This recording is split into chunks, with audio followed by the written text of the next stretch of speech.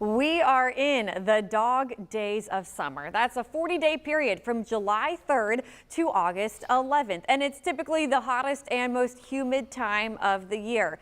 But no, it has nothing to do with our furry friends. It actually has to do with a star, and it's called the Dog Star, also known as the Sirius Star, and it's part of the Canis Major constellation, which roughly translates to greater dog.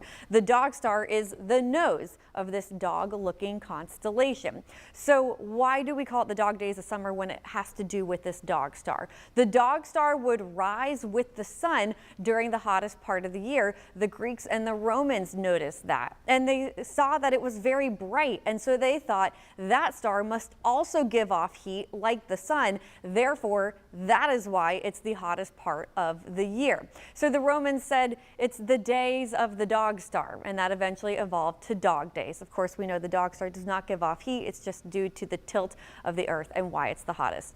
And speaking of hot, let's get a look at our local weather. Temperatures quickly warming up out there into the 90s. Our highs today likely topping out in the middle 90s for a lot of us. And take a look at your heat index. Already at 12:44 p.m. we have triple digits out there for our feels like temperature. No rain on radar right now, but I do expect thunderstorms to develop later on today, topping out around 60% later on into the evening hours, the early evening hours. So we will have showers and thunderstorms, and that will of course give us even more of a cool down. But it's something we'll have to watch for the jumbo shrimp game tonight. Maybe an isolated storm at the start of the game. First pitch 7:05 p.m. and then it will stay muggy though. By 9 p.m. it will still feel like 90 degrees. By the way, it is shower beer night tonight at the jumbo shrimp.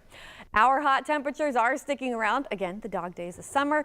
Temperatures will be in the middle 90s through the rest of the work week, and our feels like temperatures, our heat index values, will top out in the triple digits. They could even get into the dangerous levels around 108 degrees for our feels like temps. But notice those temperatures do start to drop because we'll have higher rain chances. We do expect rain chances to start to tick back up Sunday and perhaps even into Monday. It all has to do with the tropics. We are still watching this area of disorganized showers and thunderstorms. As it moves towards the Bahamas and Florida, though, it could potentially become a tropical depression by late this week. As of the last update, which was at 8 a.m. this morning, the National Hurricane Center says 60% chance of tropical development. We'll get our next update at 2 p.m. So what you need to know, still a medium chance. Impacts here along the first coast, if any at all, that would be Sunday and Monday. Models totally disagree on where this is going or how strong it's going to be, but we will know more as that system gets organized and as the hurricane hunters investigate it later on 2 o'clock today.